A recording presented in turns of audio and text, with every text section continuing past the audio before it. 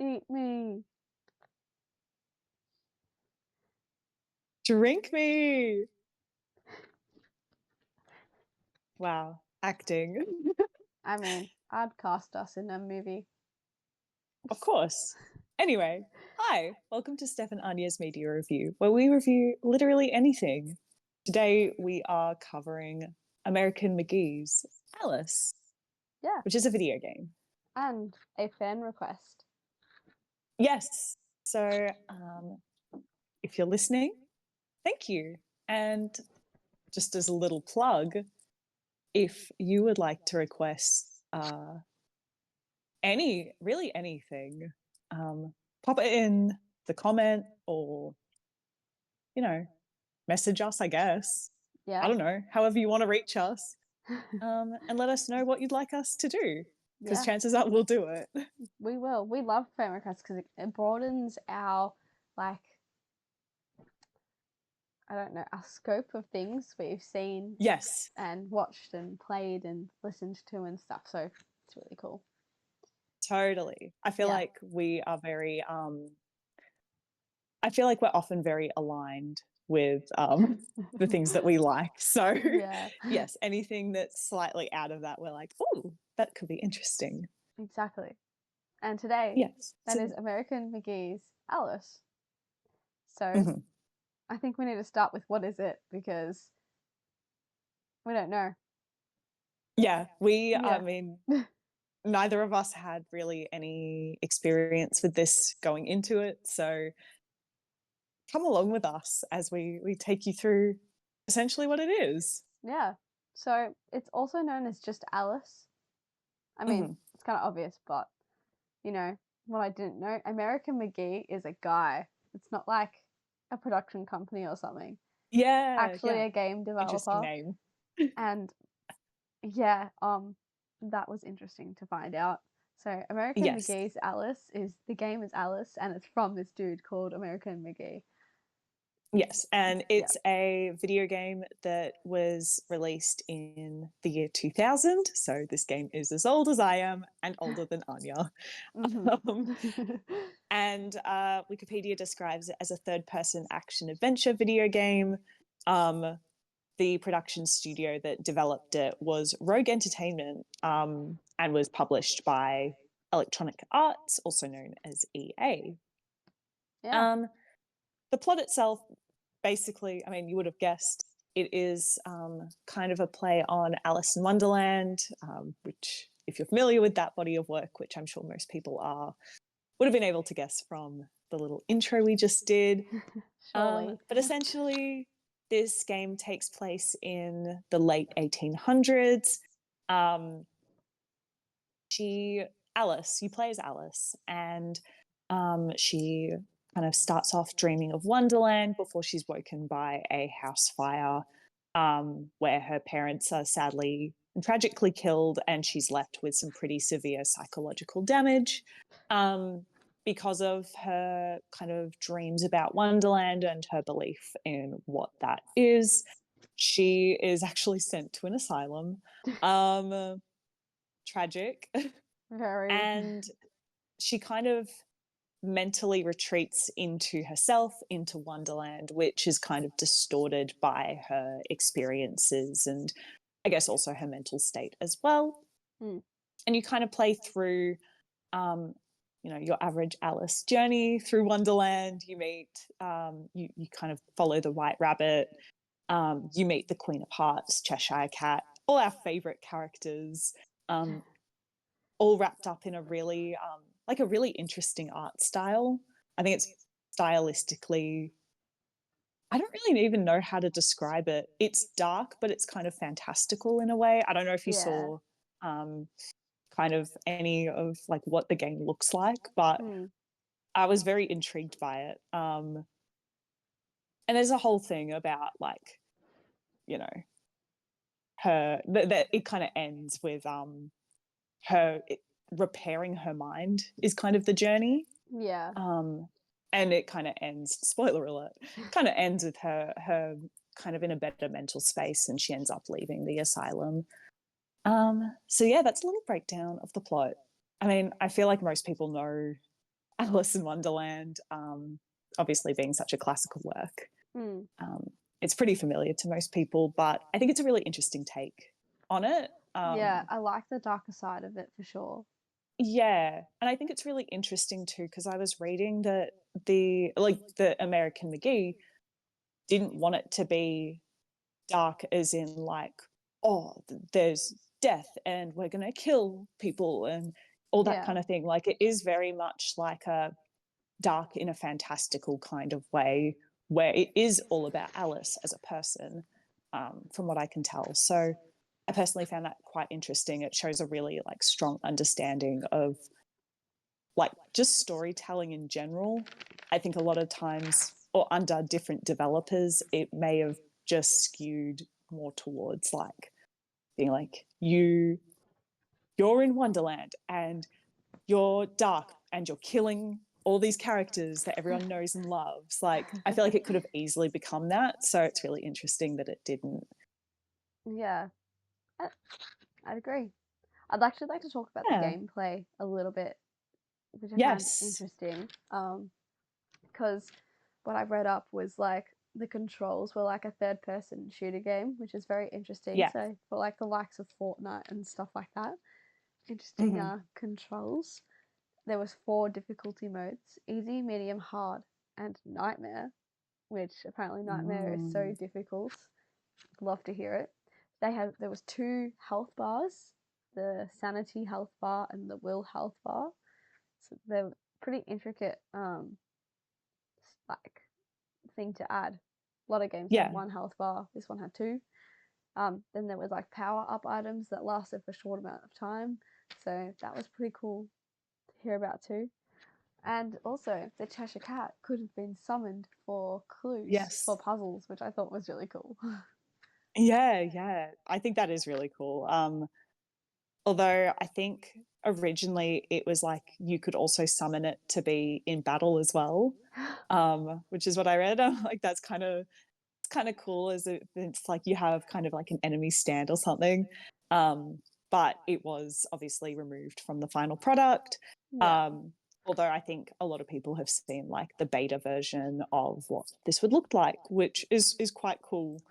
Um, Mm.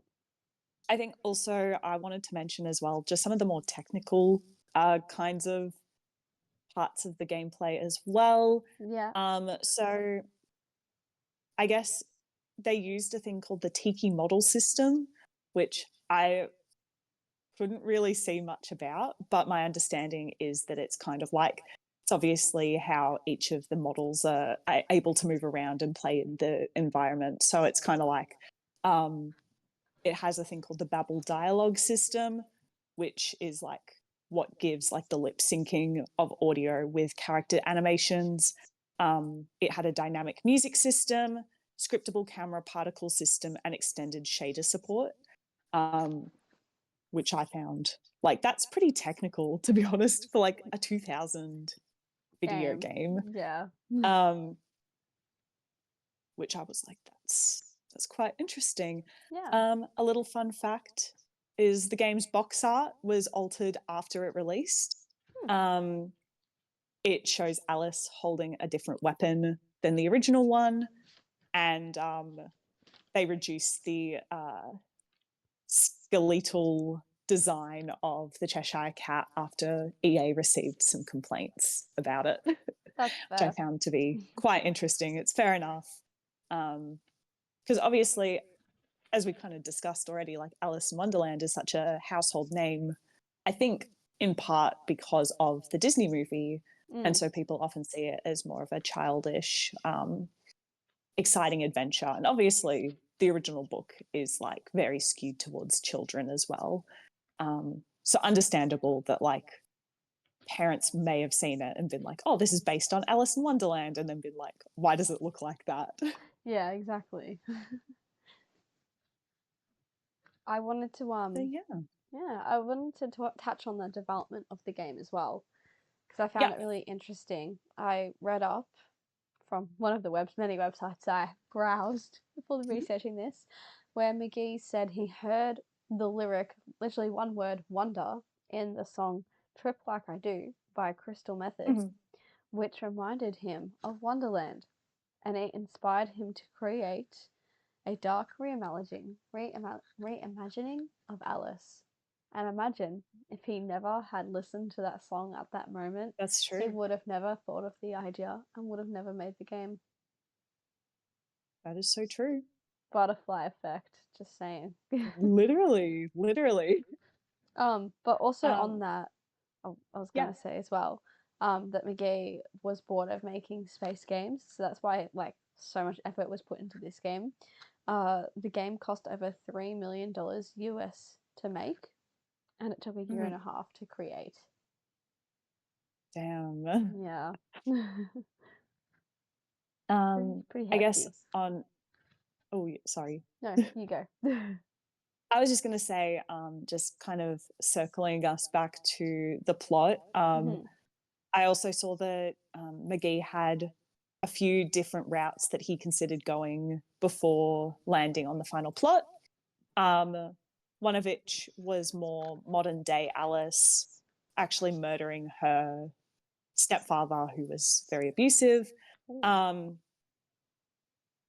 while journeying through Wonderland, which that was his first go at it, and EA ended up rejecting it, which, fair enough, that's pretty dark, all things considered. Yeah. And then another kind of approach used like the projection of Alice's, like people known to Alice, so like her parents, people she's seen in reality, onto the characters of Wonderland. And it was more of a like an investigation approach where she was looking at why or what was the cause of her father's death, but it was actually discarded for being too complex for users to really, for players to understand. So fair enough, that makes sense to me. Yeah. And so he eventually landed on what he describes as the simplest story that told the most. And yeah, like I think it's really interesting too that outside of the characters themselves, there's really no reference or like obvious references to the like plot of the original books, which I found to be quite interesting. It's a really original story. Yeah. Yeah, obviously outside of the characters themselves. It's definitely like an unofficial sequel to the original work. Yes, yeah. Especially I think since that's quite interesting. Oh, you go. I was just going to say, I think it's very interesting too, from like a marketing point of view, where like this game wouldn't have done as well as it did if it didn't have like the Alice in Wonderland like coding almost. Yeah. I think that's definitely something to think about, where it's like this is a really original concept, and it's like, especially for this time period where you did have games like Doom that were really like quite popular. And so Alice is a very similar game in terms of gameplay, but it's more story driven. Yeah. And I think having the like known characters definitely helped it in that way. Definitely. And it's also important to note like Alice in Wonderland's on the public domain, so they could have named it like Alice in Wonderland, but they just called it Alice. Yeah. Alice, yeah. Yeah. Although they did trademark it as American McGee's Alice. Yeah. Which I found. I mean, it does help, like, when you're looking back at it now, it helps it differentiate it from literally every other Alice title. Yes. But yeah, apparently he wasn't that thrilled that it was called American McGee's Alice. So, yeah. And that to be also quite interesting. You know what also I found interesting? In Japan, the game is actually known as Alice in Nightmare. Oh, yeah. That's a good title, to be fair. Right? Not sure if it's like the translation or something, but like I thought that was really cool. Yeah, 100%. Now, I was going to say, we should ask, why did this game become a cult classic? Because it could have been the marketing, could have been a game, but I think it was a combination of all the things. But you know what I know for sure it is? Because I read it, and I read it from a website. Yeah. The internet It's can never lie. what? Yes, exactly. But it did become a cult classic for its gruesome yet beautiful visuals and dark, chaotic retelling of an American classic. True. Yep, True. yep. I also think, in terms of it becoming a cult classic in a more modern era, Mm. and this is me segueing, is that they made a sequel in 2011 called Mm-hmm. Alice Madness Returns, where it is like a one-to-one sequel of this game. I don't really know much about it because I kind of focused a lot on the first one, Same. but I do remember that a lot of YouTubers played Alice Madness Returns. So in my mind, I'm like I remember PewDiePie playing it. Like I remember a lot of like big YouTube gamers in that era of YouTube, like yeah, playing Alice Madness Returns. So I have to wonder if that maybe had an impact later on down the line, for why maybe people who were very young or maybe like weren't even born, like know of these games. I think because of the sequel, Yeah. potentially. And with all the attention that YouTube is giving it, like the sequel, of course, pay Mm, attention to the original. And yeah, yes. I talking about marketing in that sense, but going a bit Mm-hmm. forward because I want to mention further developments before we jump into Yeah. marketing.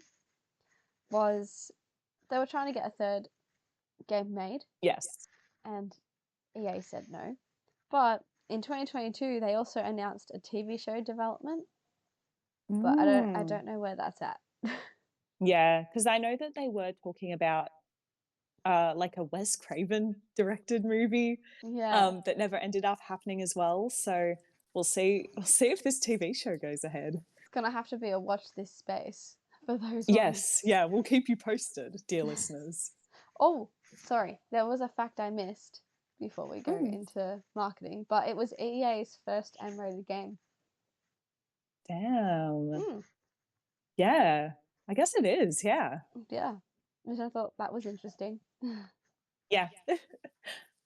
But into the marketing, I guess. Sorry for that horrible segue.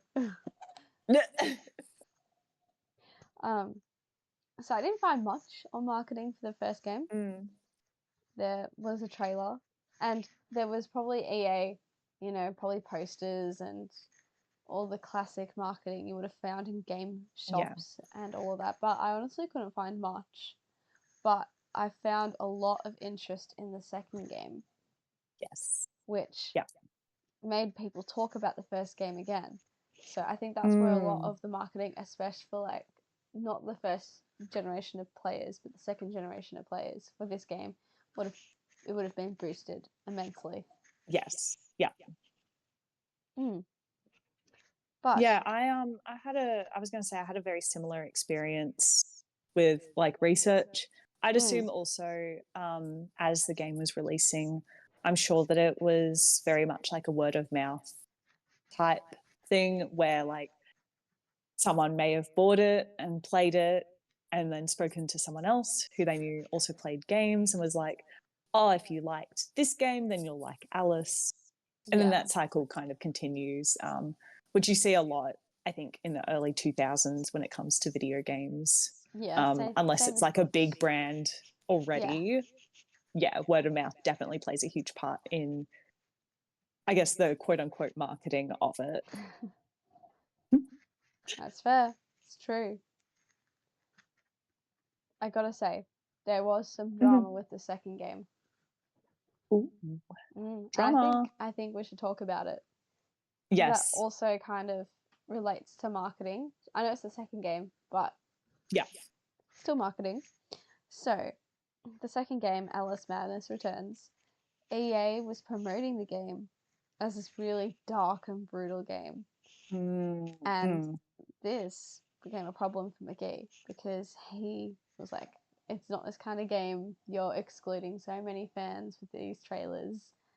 you know, I read a Yeah. quote where he was saying females won't like females who like to play relaxing games and like just like games where they don't have to try too hard won't want to play because it's too much too dark and too horrible and too brutal. Mm-hmm.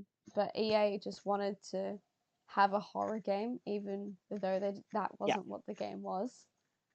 So Yes. McGee had spoken out and then McGee had apologized and it became this whole thing, and that was probably the what resulted in the third game being rejected by EA, and I think that's so interesting. So, with that all being said, it's time to go to our favorite, or maybe not so favorite this week, section of our podcast, fan fiction, because we have to apologize. We do not have a fan fiction this week. Guys, we've made an unspeakable error, and we Yes. deeply apologize. I I'm feel like sorry. I'm doing a YouTube apology video. Due to scheduling conflicts, we were not able to supply a fanfic this week. However, what we will say is this game is kind of like a fanfic of the original Alice in Wonderland and the original novels. So if you want a fanfic, play the game. Exactly, play the game. Just saying. I mean, it's not in stores anymore, so no one can actually buy the game. But okay, well, play the game. Or like watch a YouTuber play it. Like yeah, watch the playthroughs. You'll be fine. Watch the playthroughs. That's basically fanfic, right? Pretty much. But I think that brings us to the end of our episode. So, Steph, final thoughts. Final thoughts. I actually, having like known nothing about this game, I didn't even know. I knew the sequel existed, but for some reason didn't know that the original existed. I was just like, oh, cool, Alice Madness Returns. I like the look of that game. But no, I thought that this first game was really interesting. I think like it's something that I probably would actually, like, in all seriousness, am probably gonna go watch like a YouTube video on. Because like, yeah, it is actually super interesting, and I think the development of it, where you look at the landscape of video games that were being made and what was being put out, and it is so different from those first person shooters, like third person shooters rather. Yeah, I found that super interesting. And I guess having the context of their almost like supposed to be a third game as part of a trilogy, that is also like a very interesting thing to look at as well. It kind of shapes how you see the franchise a bit. Yeah, definitely. How about yourself? I found it interesting going through the plot of the game, kind of like seeing how it differentiates itself from the original works. In terms of the marketing, there obviously wasn't much to look at. Yeah. But I mean, finding out the facts of the game were really cool, and I think were my favorite part of this episode for sure. Yeah. Agreed. Yeah. But I think that wraps us up. So, if you like this podcast, give it a like, leave us a comment, give us, a rating, tell us how you thought we went, give us a recommendation, tell us what you ate for breakfast. Was it pancakes? I want to know. Let us know. We're nosy. Exactly. We have a TikTok and Instagram. They're very inactive, but we have time this weekend, so that's keep an true. eye out. That is true. Steph and Anja's Me Review, all one word. You can also find it, in our links. So follow us. Check us a follow. Yeah, and I think that's it. Yeah, and if nothing else, outro.